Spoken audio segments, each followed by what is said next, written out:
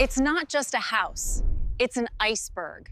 90% is below the ground. You think you know this house? You don't.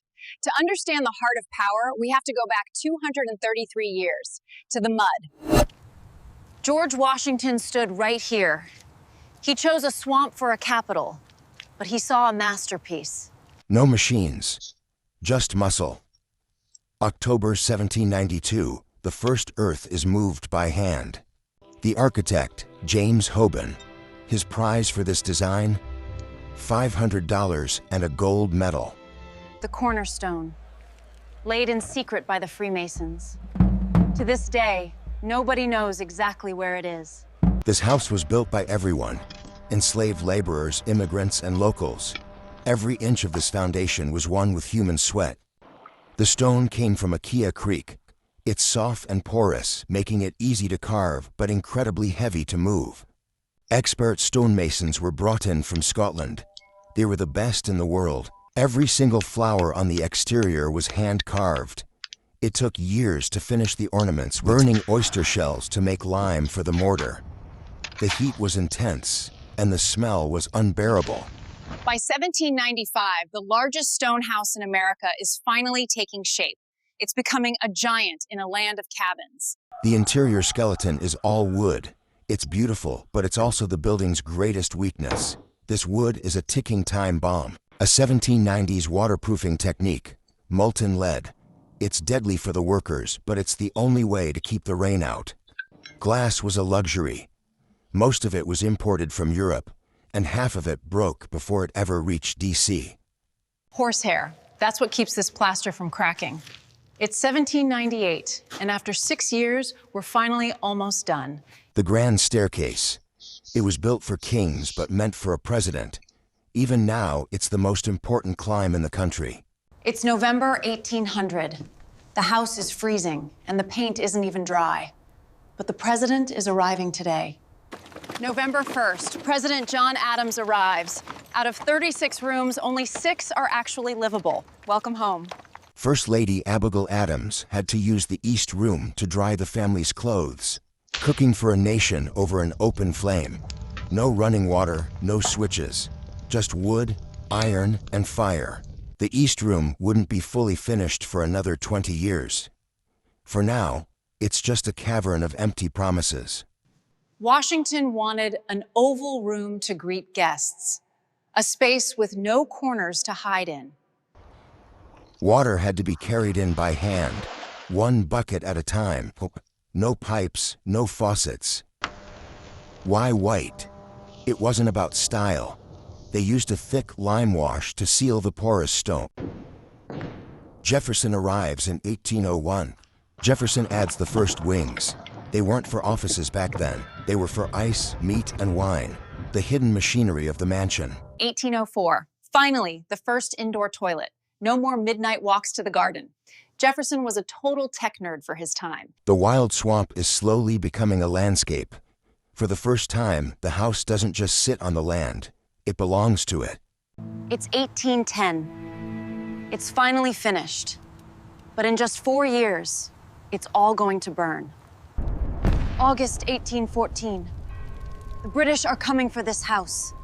The peace of the last decade is over. They ate Dolly Madison's dinner, toasted their king with the president's wine, and then prepared to burn it all. The furniture, the books, the history, all gone in seconds. They didn't just want to win. They wanted to erase the heart of the Capitol. The timber skeleton becomes an oven.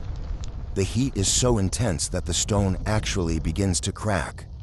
A freak storm actually put out the fires. Nature tried to save the house. The interior is gone. Only the stone shell remains, cracked and smelling of smoke. Some wanted to move the capital to Cincinnati, away from British ships. But if the Republic was to survive, this house had to rise again. James Hoban is hired again. He's older now, but he has to rebuild his masterpiece from the grave of the original. They couldn't get the stains out. The fire was too hot, and the smoke went too deep. The house was permanently scarred. This is the moment. They painted it white to hide the fire damage. The White House is born. A new roof, but the same dangerous wood design. They're rebuilding the house exactly as it was, trapping a wooden forest inside a stone box. The heating system of 1815. More fireplaces mean more smoke, but it's the only way to keep the president warm. Monroe wants it more elegant than before. The house isn't just a home anymore, it's a statement. French style is the new goal. The house is becoming a palace. We've moved past simple survival.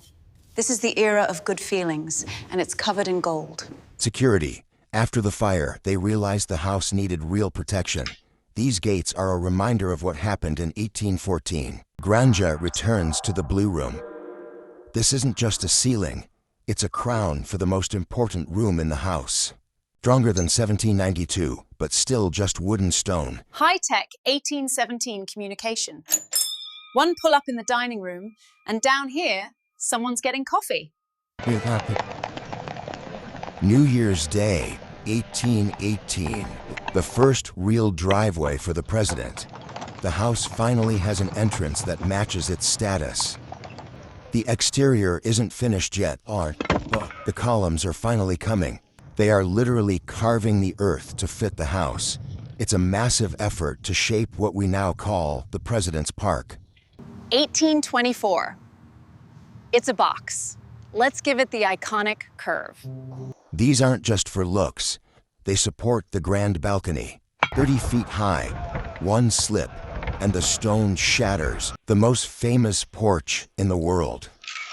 This is where history waves from. Finally, the house gets its front porch. Dry entry. No more getting wet while entering the house, lighting the darkness. But the floor is starting to creak. Gaslight. No more candles, but the air is getting heavy with fumes. Running water. No more buckets from the lawn. Modern cooking. The kitchen is finally evolving. Natural light for the dark hallways. The first West Wing was actually a garden for flowers. Coal-fired heat is now everywhere. The fireplaces are just for show. The first instant message. The White House is connected. The wood structure is already 30 years old. It's struggling. Solving the smell problem. A fence for a president. The first official White House library. Replacing wood with stone. Fire safety and style. Sealing the iconic entrance. The signal that the president is home. It's the icon we know. But it's getting crowded inside. It's 1902. This house is meant to be a home, but it's being swallowed by the job. It's a mess. The flowers are gone. We need offices. Digging the foundation for the temporary executive office building. The first bridge between home and work. It was supposed to be temporary. It's still here today.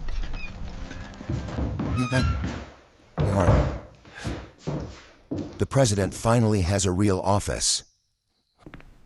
1891. Electricity. President Harrison was too scared to touch the switches. Retrofitting a 100-year-old stone house for the electric age. No more stairs. The president is going up. Where the biggest decisions in history are made. Taft wants an office that history of the house. It's hard to build a room with no corners. The resolute desk. A gift from the Queen, carved from a ghost ship. Security is getting serious. Another fire. The West Wing is gutted, but they rebuild it instantly. Unified. One building, one look. A protected walk for the president. The White House is finally ringing. The sounds of the new executive branch. Logistics for the president. Keeping the main house as a museum. A peaceful escape, just steps from the Oval Office. Fighting the DC humidity. A warning. The house is getting too heavy for its old bones. A band-aid for a dying structure. More weight on the roof.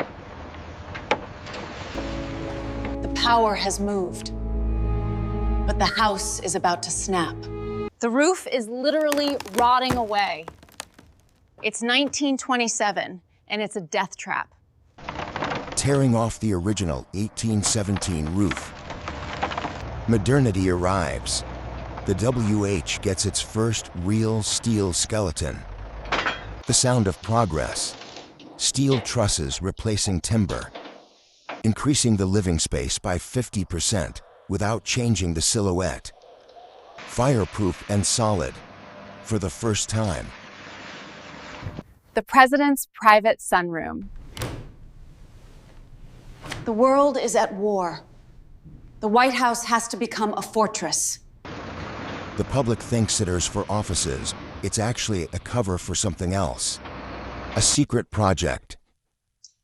Digging through the DC clay at night. The Presidential Emergency Operations Center. The White House now has a basement that can survive a bomb. A 760-foot tunnel connecting the East Wing to the Treasury Building. FDR's war room, where the world was won. Moving the office to where it is today. Better light, more privacy. The first bulletproof windows. 1942. Hiding the house from enemy bombers. The nerve center of the war. The house is carrying too much weight. It's groaning. The stone walls are spreading. The house is giving up. Every time a truck passes, the house screams. It's sinking into the swamp. It can't wait anymore. One more year, and this house is going to fall. The limit has been reached. A piano almost fell through the floor. The White House is officially condemned. It's unsafe for the president to live here. They wanted to destroy it. But the stone shell was too iconic to lose. The great gutting begins. We're going inside the skeleton. Everything 150 years old is coming out. This is my favorite part. A bulldozer where the Red Room used to be. Anchoring the house to the bedrock. No more sinking into the swamp. It's a building within a building. Arslan Sofring or the Tartberspring. The White House is now a reinforced concrete bunker. Building the floors back, level by level, stronger than ever. Adding more escape routes. Modern plumbing for every room. The digital age stars here. Finally, no more sweating in the DC heat. The walls are white and clean again. The iconic white returns. Truman's controversial porch. People hated it. Now we love it. A puzzle. Putting the old face on a new body.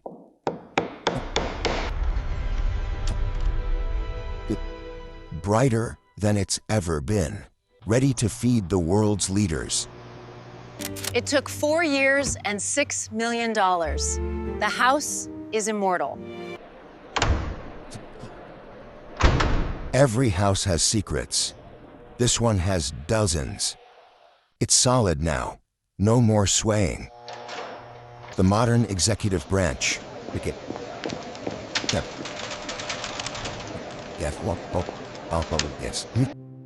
It looks like 1800.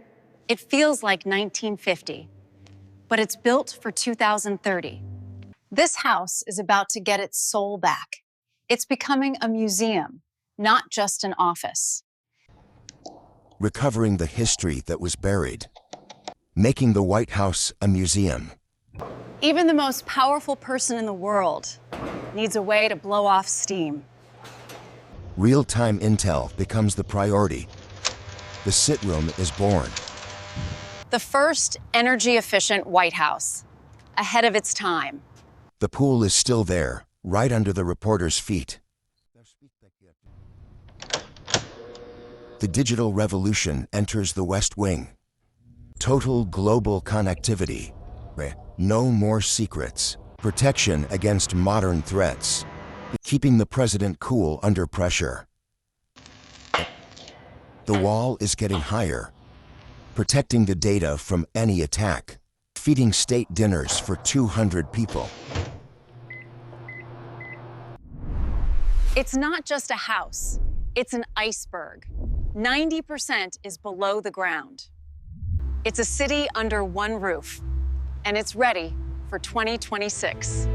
233 years of grit, fire, and steel. This house has died and been reborn 5 times, and it's still the center of the world.